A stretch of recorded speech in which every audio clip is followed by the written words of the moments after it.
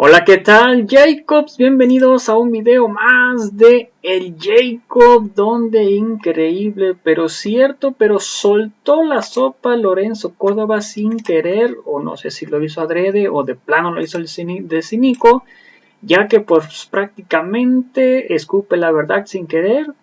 Yo creo que han de estar furiosos los del PRIAN, donde admitió en vivo que hubo fraude en el 2006, que Felipe Calderón pues no ganó y que pues participó prácticamente en el 2006 en el fraude. Increíble, pero cierto.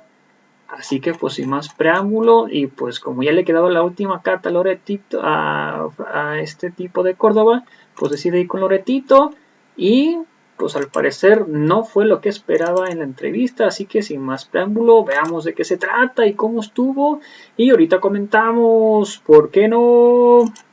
¿A quién más íbamos a tener hoy en Latinos? Al presidente del INE, Lorenzo Córdoba. Muchas gracias por estar aquí. ¿Por qué la risita? No, bueno.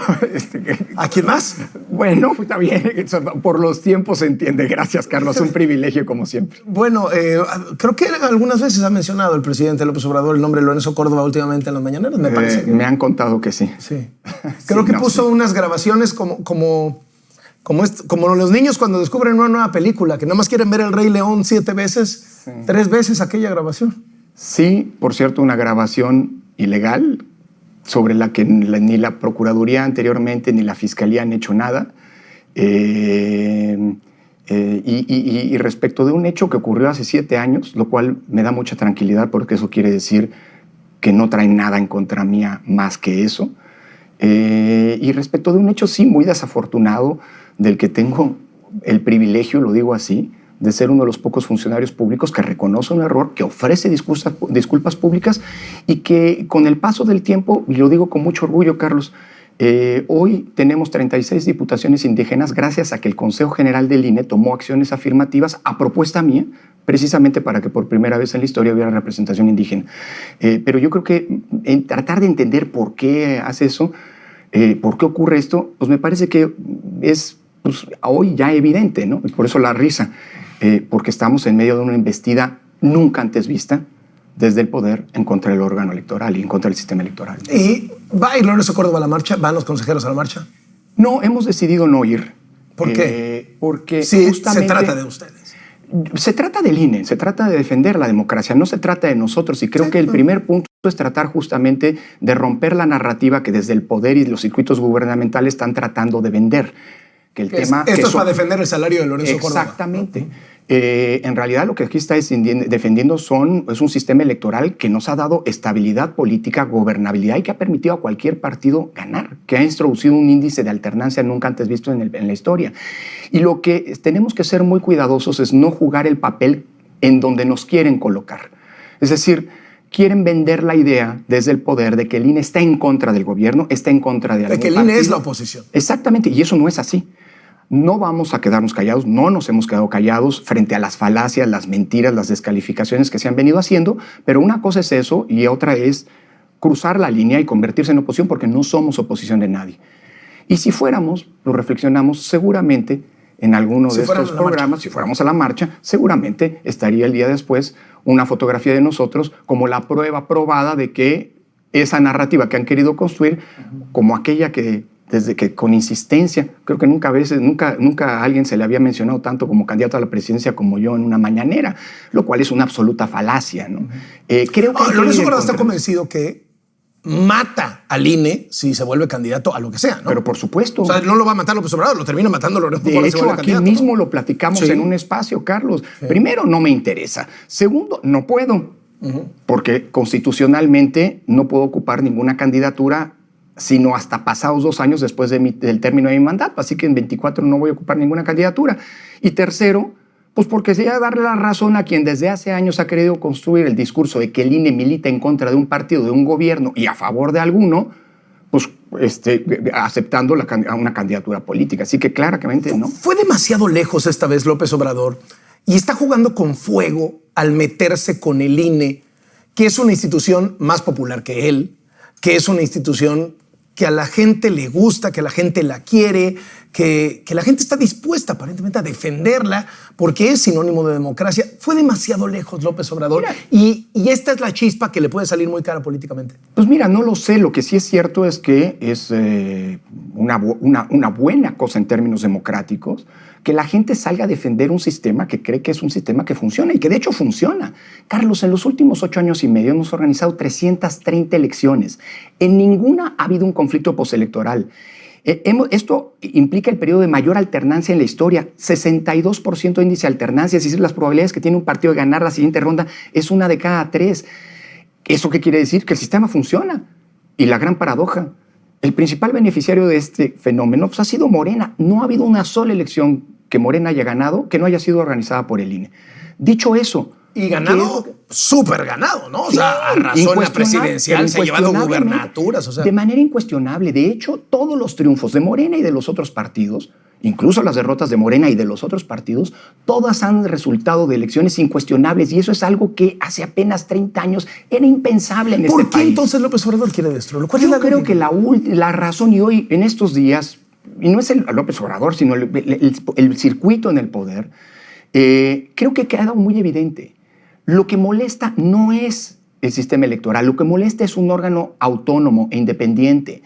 Lo que ha venido ocurriendo de manera lamentable con la Comisión Nacional de los Derechos Humanos, que no solamente viola la Constitución, sino se pone a hacer política de partido, política de parte, descalificando al INE y acusándonos de los fraudes cometidos en los años 40 y 50 del siglo pasado, diciendo que el INE igual que el IFE y antes la Comisión Federal Electoral como si fuéramos lo mismo, como si no hubiera habido historia, digamos, somos saboteadores de la voluntad popular, pues es claramente evidencia, me da la impresión, qué es lo que se quisiera, qué es lo que molesta en realidad. Un órgano que ejerce su autonomía frente a los poderes y su independencia frente a los partidos, que se dice que está sesgado, pero hay millones de ejemplos, miles de ejemplos de cómo aplicamos el mismo rasero a un partido o a otro. Al partido que quería hacer Margarita Zavala no le dimos el registro aplicando la ley porque no había cumplido con las reglas de fiscalización. A los candidatos de Morena que el año pasado no cumplieron los requisitos de fiscalización, les aplicamos la misma vara. ¿Qué es lo que molesta? Cuando el sistema funciona y es un sistema que da legitimidad. O sea, ¿quiere López Obrador quiere ser él el que controla las elecciones? Pues una declaración que me llamó mucho la atención de Pablo Gómez, que es el ideólogo de esta reforma electoral, desde la Unidad de Inteligencia Financiera, no dejo de apuntar esa característica, en donde dice que quiere que el padrón electoral desaparezca. Y vuelva a manos de gobernación. Mira, es que creo que... O sea, es decir, que el gobierno decida quién vota y quién no vota.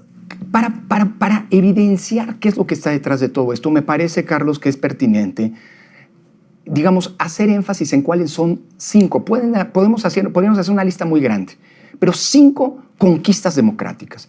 Las 5 cosas que transformaron radicalmente nuestro sistema electoral y que son conquistas que vale la pena defender. Y entiendo eso es lo que la gente hoy está, con múltiples expresiones, preocupada de que desaparezca. ¿Cuáles son estas 5 cosas? La autonomía de los órganos electorales, autonomía e independencia de los órganos electorales, que pasan en primera instancia por haber sacado la organización de las elecciones del gobierno e incluso al presidente hasta del nombramiento o del procedimiento de nombramiento de quienes somos magistrados y consejeros electorales. Acuérdate que en principio el presidente era el que hacía las propuestas. Sí. Afortunadamente hace 25 años se le quitó esa facultad. ¿Y que quiere volver a tener? Pues ahora se está planteando que el presidente proponga a 20 de los 60 candidatos y, por cierto, otros 20 los nombraría la mayoría en la Cámara, que casualmente... Que es el mismo. Bueno, ¿no? Casualmente. Y no es como que la Suprema Corte, que son los otros 20, sea oposición, ¿no? Bueno. Segunda cosa, segundo gran eje, el servicio profesional electoral. La gran columna vertebral de cómo se hacen elecciones, lo que nos permite que en zonas controladas por el narco, en zonas de difícil acceso, se instale siempre invariablemente una casilla y se reciba la votación y se cuenten bien los votos, es el servicio profesional electoral. Consejeros vamos y venimos. La gran apuesta es que se ha construido el mejor servicio civil de carrera que existe en el país y desaparecerlo sería gravísimo. Tercer gran eje, la estructura desconcentrada del INE. Hoy el INE brinda servicios todos los días a la ciudadanía. Es que pedimos 16 millones de credenciales al año. Colaboramos con la búsqueda de personas desaparecidas, etc. Eso es producto de que el INE está presente en todo el país todo el tiempo. Tenemos una estructura permanente, órganos permanentes, y eso nos permite un contacto directo con la ciudadanía. que garantiza que la ciudadanía, cuando se le llama para que opere las mesas de votación, pues coopere, porque sabe que su INE está cerca, lo conoce. Cuarto eje, el padrón electoral. Sin un padrón electoral cierto, vigilado, técnicamente impecable, no construido con criterios políticos, es decir, como ocurría en el pasado, se excluía a los candidatos, a los militantes de la oposición, se les cambiaba el lugar donde votaban, los muertos estaban ahí, había duplicaciones de gentes que votaban a favor del partido oficial, sin un padrón autónomo, digamos, construido y administrado de manera autónoma e independiente de los intereses políticos, no hay elecciones libres. Y el quinto eje, las condiciones de equidad en la competencia.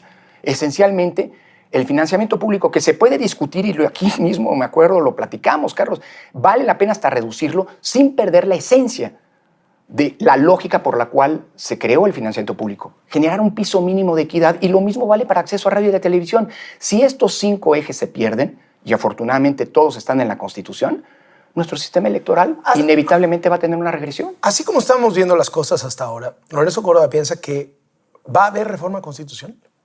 Mira, no lo sé, eso lo van a decidir los legisladores. Yo creo que sí, mira, hablando de la reforma, si no hay reforma no nos va a pasar nada. O sea, que no nos vengan con el petate del muerto de que está en riesgo la democracia. No es cierto. Si nos quedamos con las reglas que hoy tenemos, en el 24 el INE va a organizar la mejor elección organizada hasta ese momento, como ha venido ocurriendo elección tras elección. El INE se reinventa y mejora cada vez la calidad de cómo se hacen elecciones. Por más que hagan cambios no constitucionales. Bueno, a ver, eso en términos de una reforma. Ahora, ¿es pertinente una reforma? Sí, siempre y cuando se cumplan, siempre va a ser pertinente, siempre y cuando se cumplan 3 condiciones. Que sea por consenso, porque si excluyes a alguien, ese va a ser el que después te va a decir hubo fraude.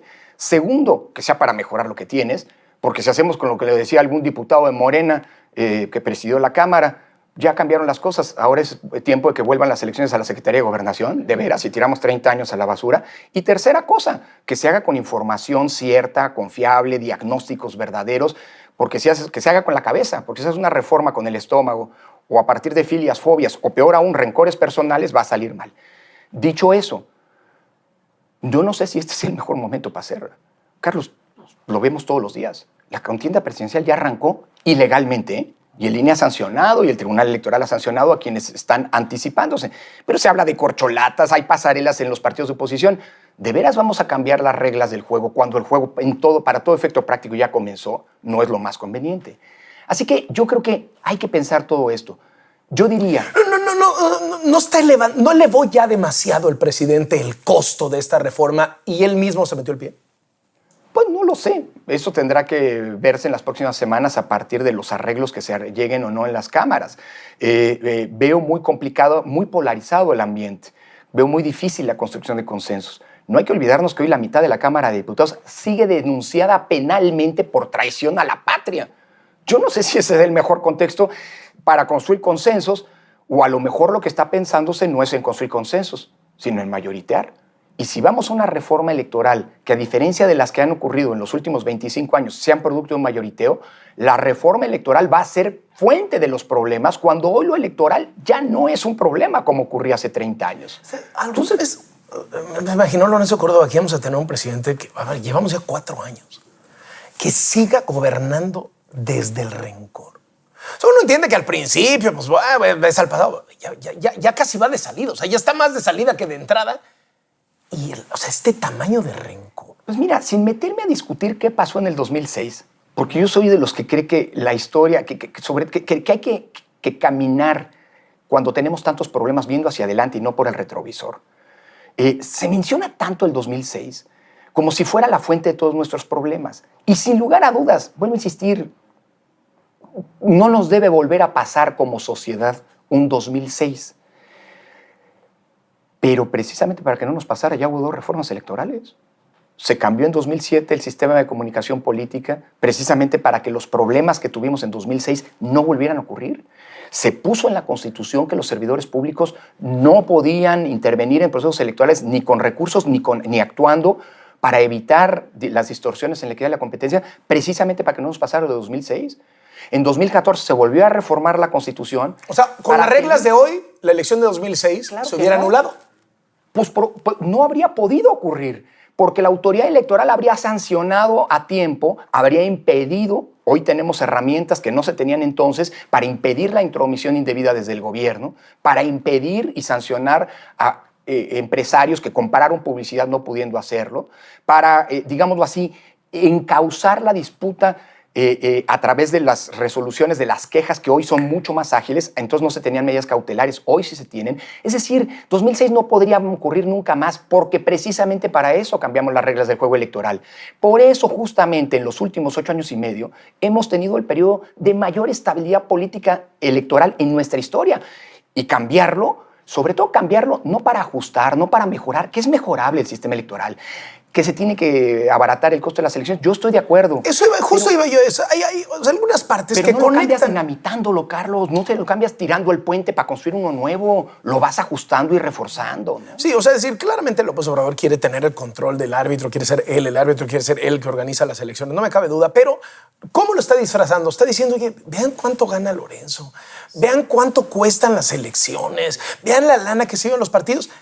Y esos argumentos sí pueden conectar con la claro gente. que conectan. O sea, ¿hay margen ahí para hacer liposucción, para cortarse la grasa? Sí, pero hay que hacerlo con datos ciertos y no con falsedades como se ha hecho. ¿Cuál ha sido el discurso desde el gobierno? Que los consejeros ganamos más que el presidente. A ver, eso es falso si atiendes lo que dice la Constitución. Ya estuvo bueno de mentiras. Porque lo que se ha venido diciendo es hablar de sueldos. La Constitución no habla de sueldos. La Constitución habla de remuneraciones. Dice que nadie puede tener una remuneración mayor a la del presidente de la República. Y luego dice que son remuneraciones. Remuneraciones no es nada más el sueldo. Es el sueldo, sin duda, son las prestaciones, sin duda, pero también son todos los beneficios materiales que se le da a un funcionario público. Vivienda, el presidente López Obrador no paga renta, servicio no paga doméstico. coche, Bueno, ahora no. sabemos que hay varios militares que le prestan servicio doméstico gratuito al presidente. Y está bien que sea así. Pero todo eso es lo que se tiene que calcular, cosa que no ha hecho la Cámara de Diputados. Y una vez que se haga, te apuesto doble contra sencillo que no hay ningún funcionario, al menos en el INE, que tenga una remuneración mayor a la del presidente. Pero es una trampa. Dicho eso, otra mentira. El INE es el órgano electoral más caro del mundo. Falso. Con datos, cuando quieran, podemos discutirlo.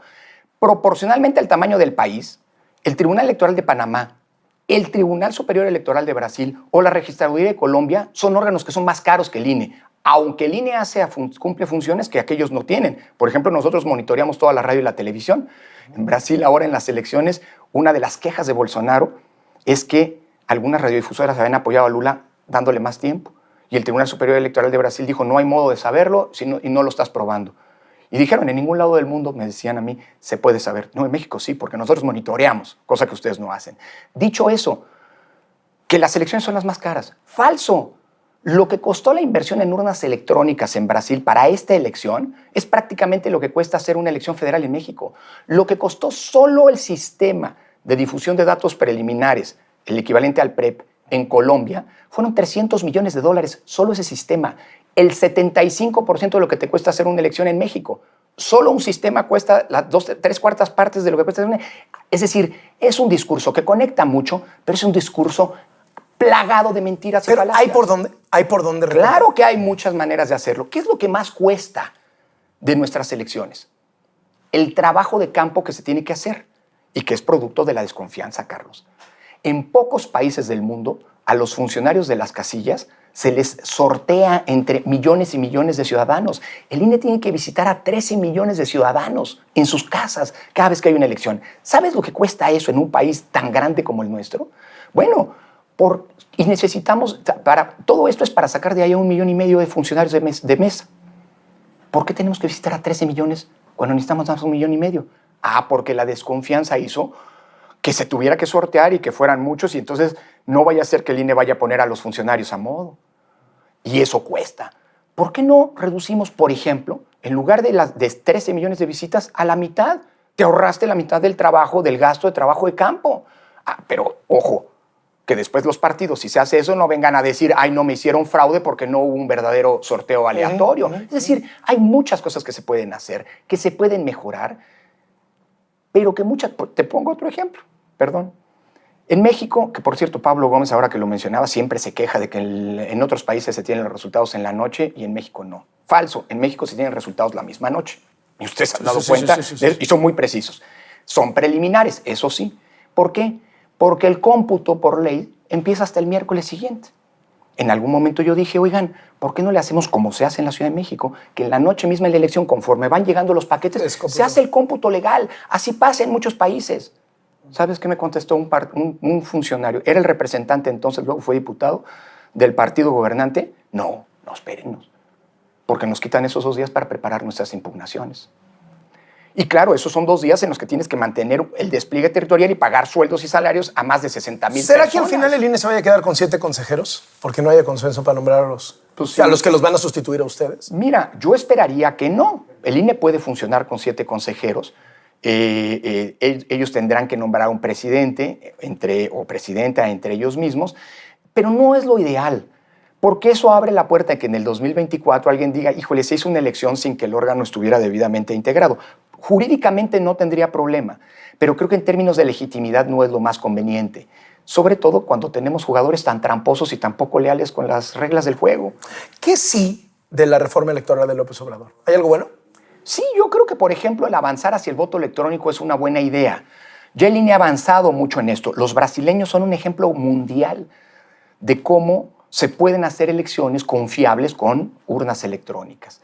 Ahora, no es cierto que es un automático a barata costos, porque tienes que invertirle en aparatos que tienen que garantizar, máquinas que tienen que garantizar que no te hackeen. Claro, ¿no? primero. No, Segundo, y los brasileños son un gran modelo en ese sentido. Segundo, como yo les decía ahora en Brasil, nuestras urnas electrónicas, las que estamos haciendo ahora en el INE, que son, pues digamos, que estamos usando paulatinamente, son mucho más bonitas, pero las brasileñas son mucho más seguras.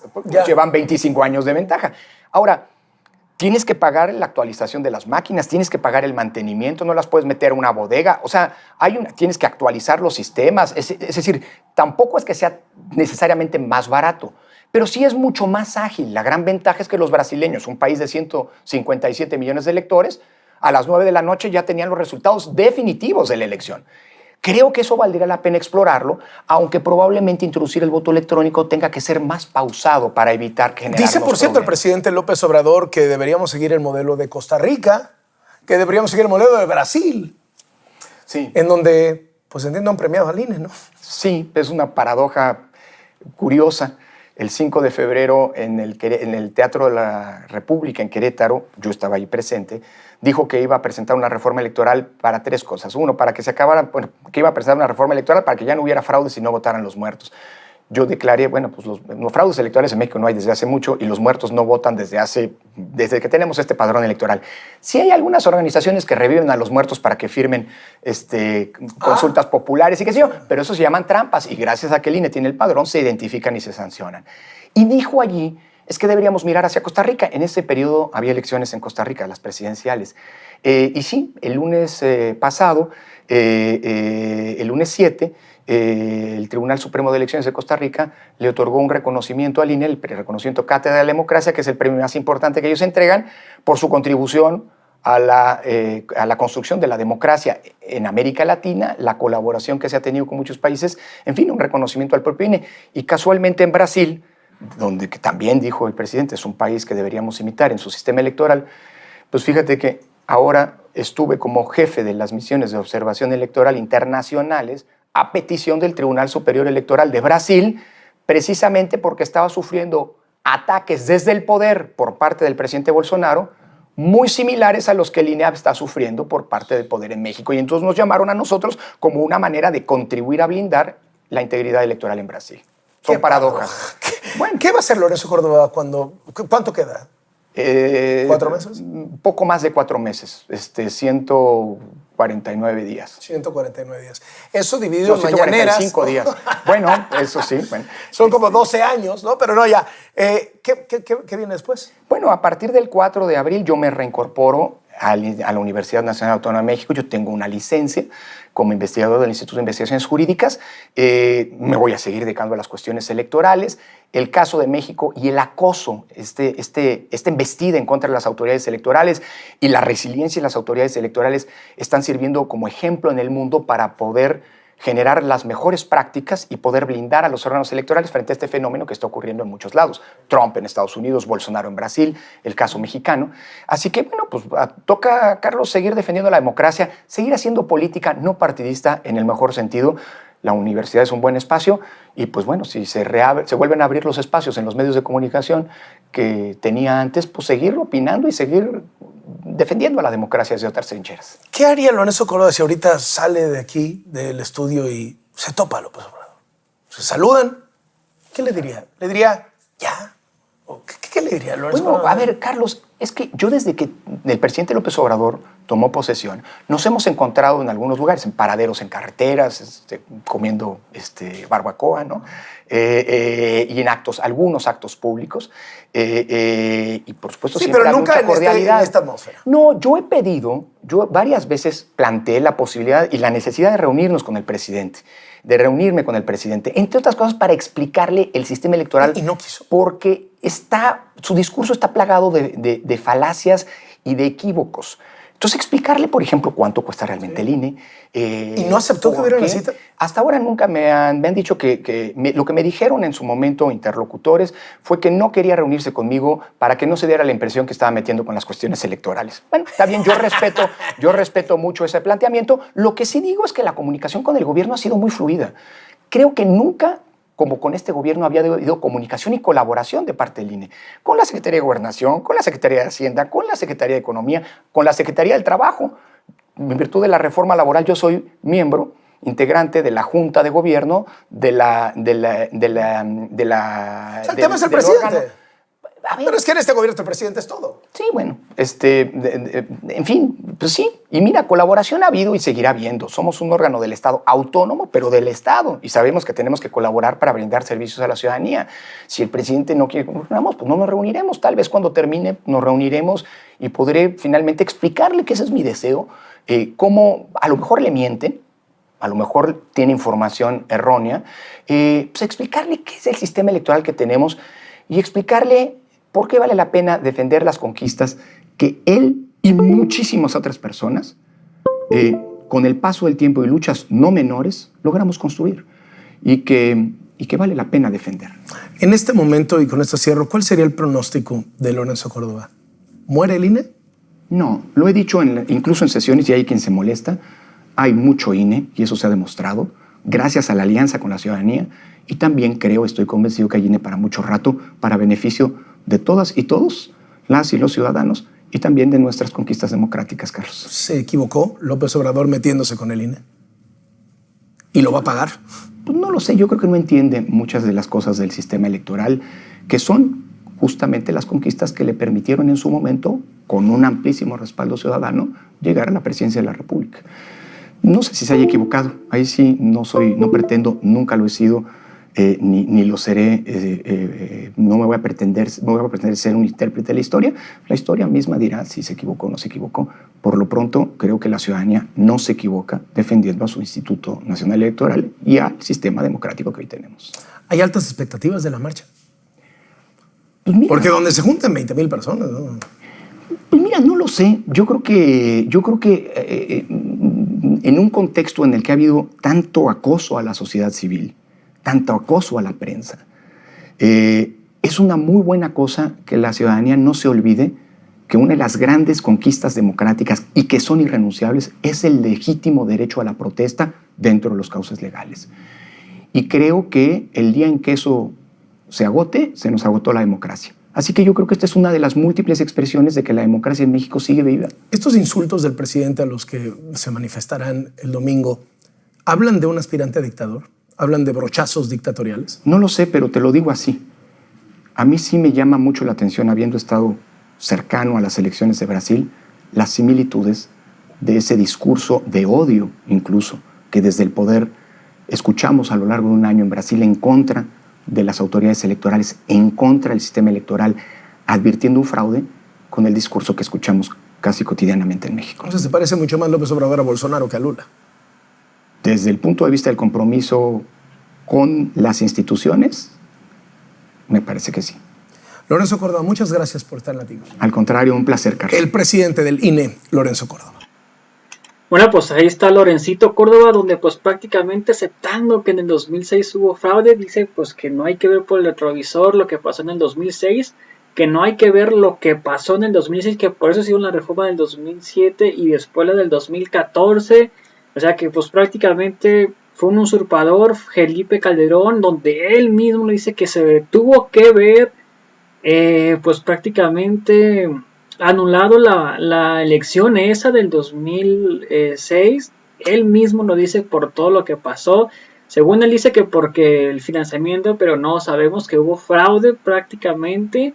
Y pues no sé si lo dijo porque pues se le salió, porque lo tenían imprevisto o porque simplemente es un cinicazo y como ya le quedan como 3 meses a este tipo de presidente en el INE, pues ya prácticamente le vale. Pero esto a lo mejor no le va a gustar a la oposición porque pues de ahí, si de por sí, ahorita, como están ahorita, imagínense con esta más carnita que nos dan, pues imagínense al aceptando que en el 2006 hubo fraude, ¿qué va a hacer al respecto entonces ahora la oposición? Y luego, aparte de esto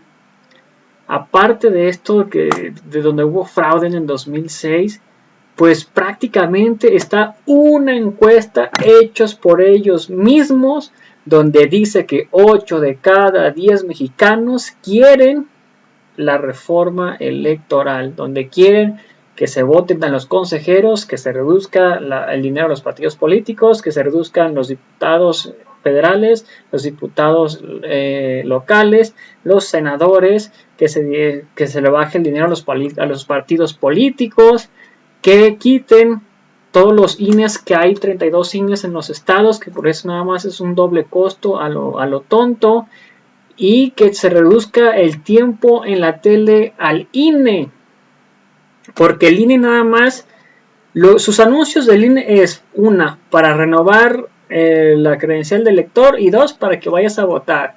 Entonces imagínense la cantidad de dinero que le meten los partidos políticos cuando hay elecciones. PAN, PRI, PRD, MC, Morena, PT, Verde. ¿Ustedes creen de esos 7 partidos políticos que hay, cuánto dinero le meten de publicidad para que vayas a votar? Porque si no, voy a votar por este, pero te están induciendo a votar, te lo están recordando una y otra vez. Y si se fijan, que cuando hay elecciones del tiempo de letras casi siempre es un anuncio sobre otro, ¿no? PAN, PRI, PRD, Morena, MC, y así se van. Morena, PAN, PRI, Morena, y así se van prácticamente anuncio tras anuncio, tras anuncio, tras anuncio. Y tú ya sabes de antemano que tienes que ir a votar porque pues ahí están recordándotela una y otra vez por televisión, por radio, por redes. Entonces no es necesario que prácticamente estén anunciando tantas veces el INE. Entonces, ¿para qué demonios se gasta esta monstruosa cantidad de dinero en publicidad? No es necesario, porque ya los partidos políticos te los están recordando una y otra vez.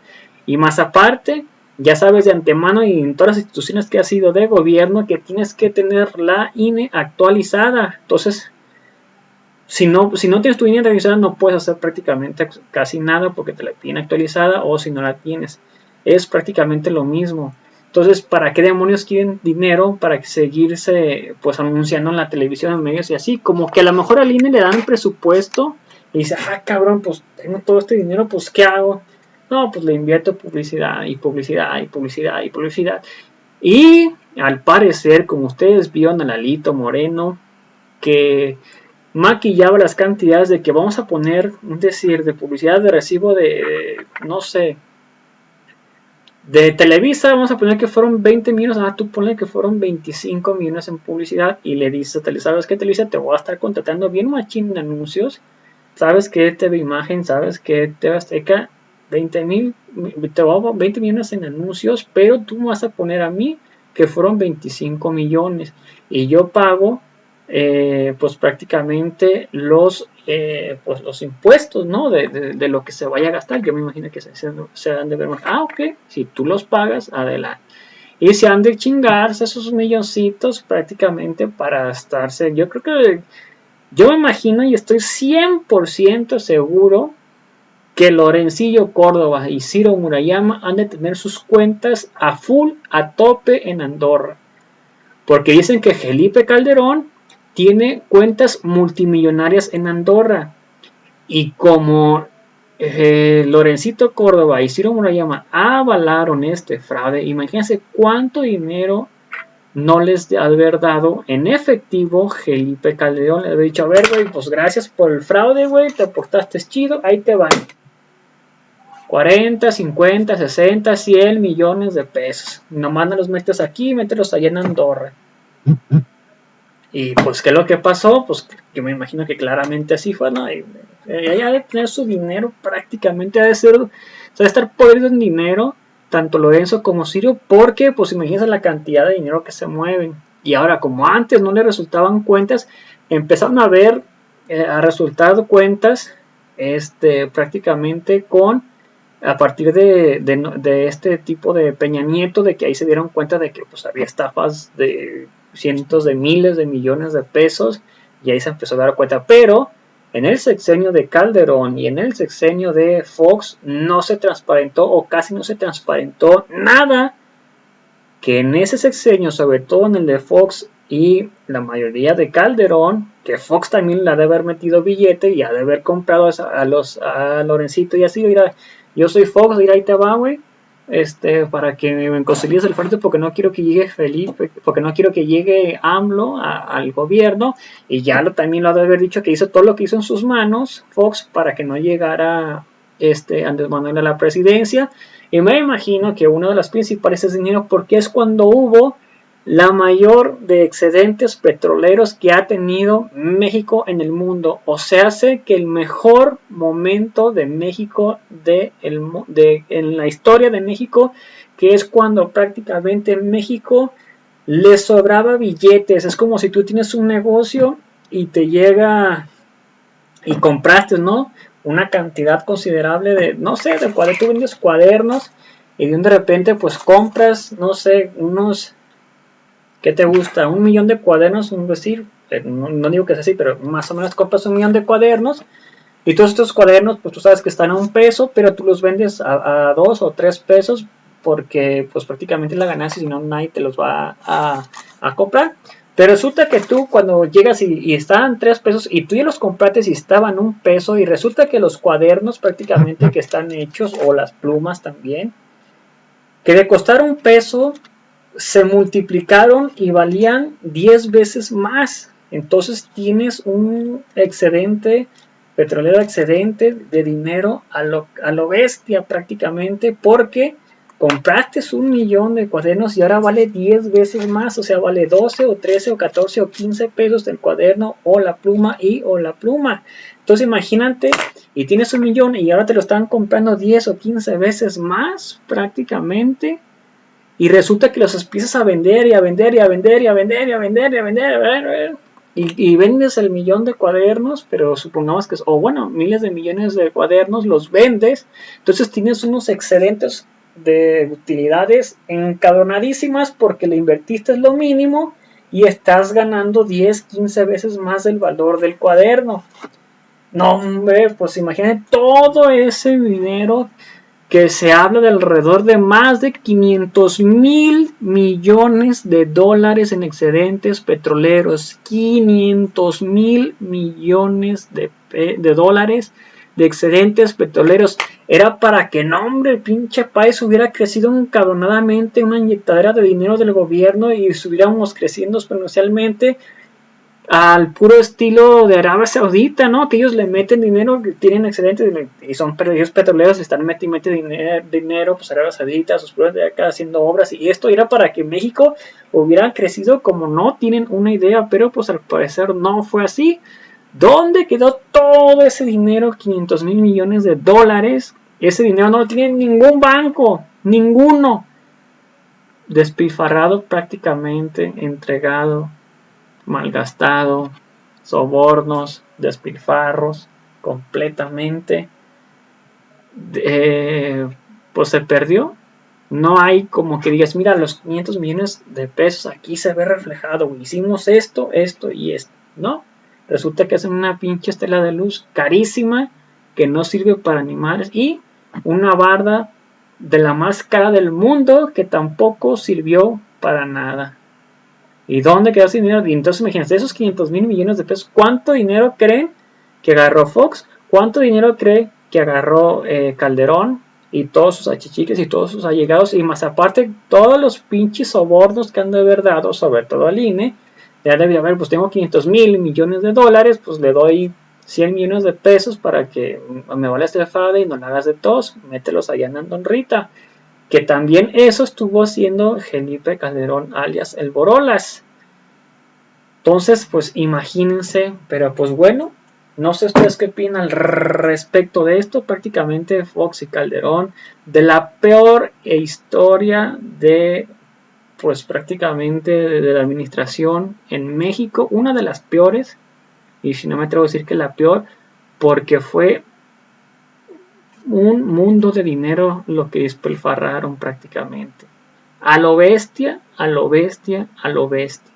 Y yo me imagino que si les culcan allá a Borolas, que no tarda en salir en Andorra cuentas y esto, Loretito también, esto y lo otro, y Fox, si les clavan así poquito, yo me imagino que, multimillonarios, Borolas y Fox y todos los expresidentes, así como dicen que Peña Nieto se robó 20 mil millones de pesos, no, imagínense Fox y Calderón, pero sí, dicen que Enrique Peña Nieto se chingó 20 mil millones de pesos, no, pues nunca trabaja, por eso tiene la vida que tiene, allá de lujo, se va a España y esto y lo otro, y sus hijos, de sus hijos, de sus hijos, de sus hijos, de sus hijos, de sus hijos, de sus hijos, no se van a preocupar por trabajar porque pues ese dinero, ¿cuándo demonios te lo acabas?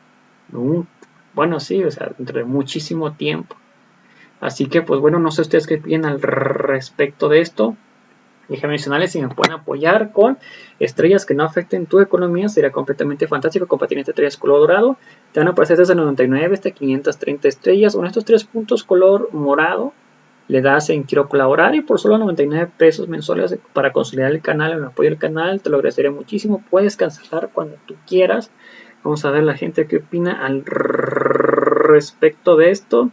Francisco Monmar, saludos, se la peló la ratota del INE. Isabel OEG, saludos. Guadalupe Cisneros, ¿cómo crees, cabrón? Loret, montajes, el 90% de la población no queremos al INE por caro y imparcial. Que chingue su Mauser, Lencho y su compañía. Así es. Isabel OEG, saludos. Guadalupe Cisneros, hasta que se fue la ratota ya se escondió. Y José Manuel Ibarra, la oposición desesperados, unos defendiendo muchos, otros privilegios, millones pobres, este señor ganando millones de pesos, es una vergüenza que cinismo de estas dos ratotas, pero el pueblo somos más y nuestro apoyo siempre para que nuestro presidente los destierre. Completamente de acuerdo, amigos, así que recuerden, si pueden pedir con una en la página, con el video, comentarlo y compartirlo para que muchas más personas nos vean. Sería completamente fantástico, así que bueno, los invito a ver nuestro siguiente video. Hasta la próxima, bye, suscríbanse.